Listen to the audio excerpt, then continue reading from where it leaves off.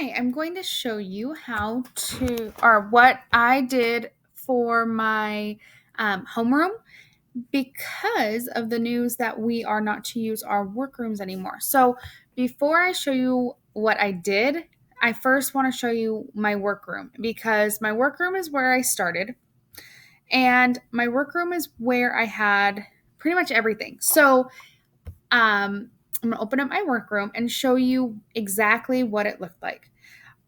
Um, so in my workroom, I had this interactive Google slide, and with the Bitmoji classroom with interactive links, you can see I had all sorts of fun things. I have a lot going on there.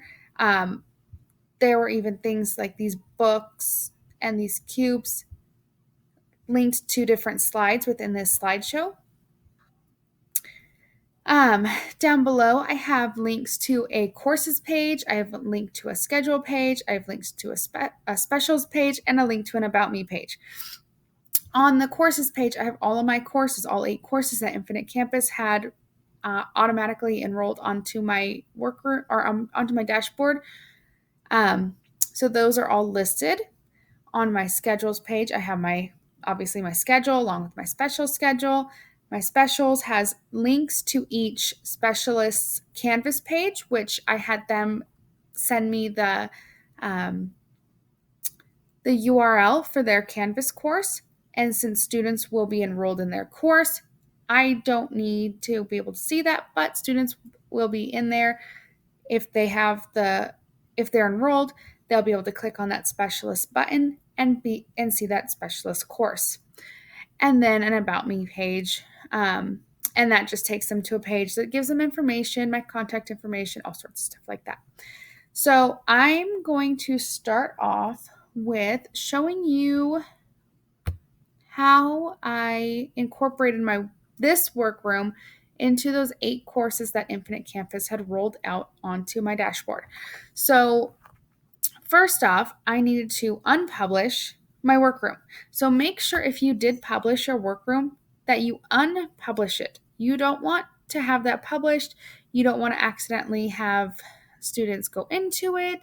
And if you do have students in there, make sure that you take them out of your course. So the way you do that is, I can show you that real quick.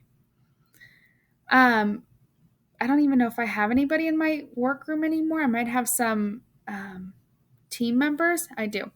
So in your workroom, the way you take people out is you click on those 3 dots and you just remove them from course. So if you have sent those invitations to students, you just remove from course. So, and it will ask you, are you sure you want to remove this user, cancel it, or okay? And I'll go through and fix this for myself later. I'm not going to do that on the video. So then I'm going to use that workroom as my jumping board, or as my starting point.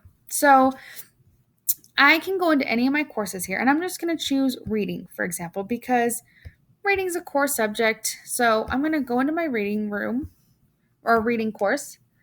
And in my reading course, you can see I already have this set up. So I've already done what I'm going to show you how to do. And so you can see it looks exactly like my workroom. And if I go to any of my other courses, you'll see that they're all the exact same. And there's a reason I did that. So the reason I did that is because I teach first grade. And even I think elementary in general could benefit from having consistency within their courses. However, as long as you have your courses linking to one another, I don't see the need to completely copy them the way I did, unless you want to. If you want to, go for it. If you don't want to, I know my team, my grade level, made their speaking and listening their homepage. That's what they're making. That's the one that they made, that they copied their workroom into. And this is the one that they're going to use as their homepage, which makes sense because speaking and listening is a big part of like your homeroom activities, when your students are introducing themselves, when they're giving those speeches, when um, uh, the speaking and listening is a big part of like all day long. So it really is like a homeroom skill. So if you want, so I'm just going to show you first on speaking and listening, for example. Like I said, it's already done. You can see in 3 different courses here, they all look the same. Now, what I did was I went into my settings, and in my settings, I clicked on import course content. Okay, so again, I went to my settings and I clicked on import course content. Okay, when I click on import course content, you see import content at the top, and down below, I don't remember if you see anything if you haven't imported anything, or if it says current jobs and it's empty. But either way, you're going to choose for the content type, you're going to choose copy a Canvas course, and then you're going to search for the course. So again, you want to type in workroom because we don't want to use our workrooms. So this is the workroom that I used. If you can't remember which workroom you used, make sure you take a note. So I ended up creating 3 of my own. You can see that I was working extra on the workrooms. I was creating extra workrooms, and so that's why I have extra ones.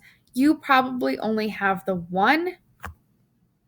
I was just working extra. So you're going to type in workroom, choose the workroom that you want to copy, and then you can choose all content or select specific content. Now, I choose all content. One note, if you already have content in the course that you're copying into, so let's say in my speaking and listening, I already have assignments, I already have quizzes, I already have modules, I already have pages, I already have all this stuff that I've already created. When you copy content into the course, it will not erase any of that. It will just add to it. I tested this out myself with my math course, and whenever I had something in there already, I just put test assignment and test whatever, it just added to it. It did not get rid of it. It did not overwrite it. It just added to it. So I suggest just doing all content. And then if you decide, oh, I don't really want that page in there, or, oh, I don't really want that announcement in there, you can go back and delete it. For example, I had an announcement in my workroom and it didn't copyright into my other, into all my courses. I just deleted it. You can delete things after you copy them over. So I found it easier to just copy everything over and then just delete the things that you don't want. So I copied all content and then I import it. So once you choose what you want, you import.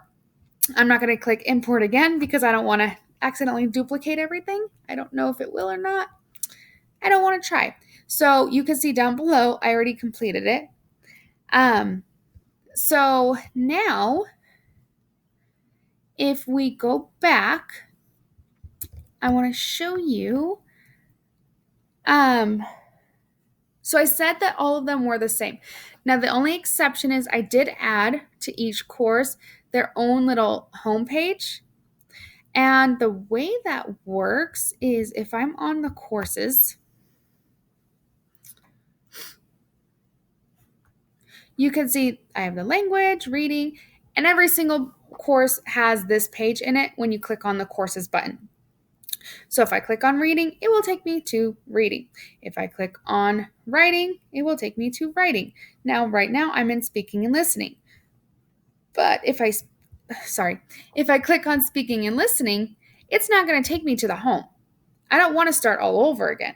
So what I did was I created a separate speaking and listening homepage, and I haven't put anything in there yet. I know exactly what I want to put in there. But so if I click on this, I'll show you, it takes me to a separate homepage. And you can see it's blank right now, but I'm going to put, a button to link to their assignments, a button to link to their modules, a button to link to their quizzes, whatever we're doing. So this is going to be like their go-to for the day. I plan on having it updated each day. So this is the same for each course. So if I go in here, so this is my reading now. I went to the other tab and I went to reading. You can see I have that reading. But if I click on, let's say math, for example, I'm just going to open link in new tab right here. If I click on that, it takes me to that home page, that original Bitmoji homepage.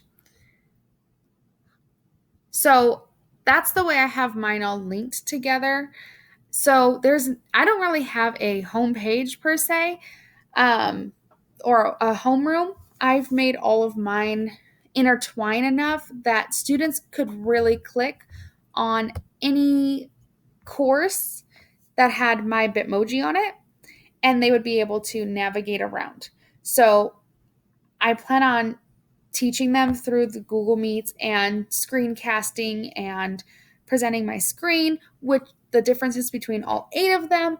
But in the meantime, I think, just having them able to navigate between all the courses is what's most important right now. Because in elementary, it's going to be, there's 8 courses is a lot. So I was trying to simplify it as much as possible. And that's why I just made them look all the same. So that's what I did instead of using my workroom. So I know that it would be better to have that that workroom as a homeroom, but that's not really a choice at this time. So, however, if you are one of those special cases that don't have students that or don't have courses automatically enrolled in your Canvas, you have to create a course. I can create another video how to show that, but make sure you don't create a workroom. So we're only creating courses. We're not creating workrooms. And if you do have anything in your workroom, copy it over into a course and make sure you unpublish your workroom. I really hope that this cleared some things up. If you have any questions, feel free to reach out to me. And I will see you next time.